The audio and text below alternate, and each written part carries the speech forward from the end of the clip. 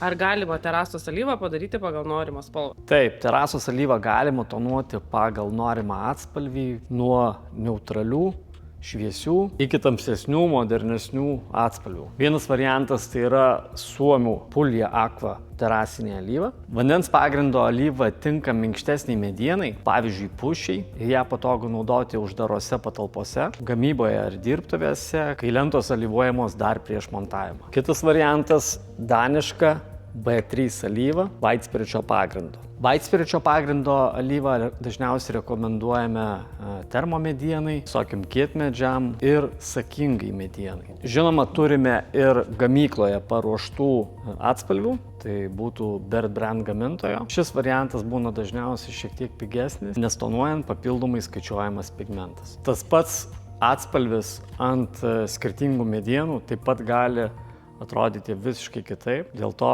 visą laiką rekomenduojame pirmiausia pasidaryti mėginius. Šias alyvas rasite visuose Duluxo salonuose ir žinoma pas mūsų partnerius.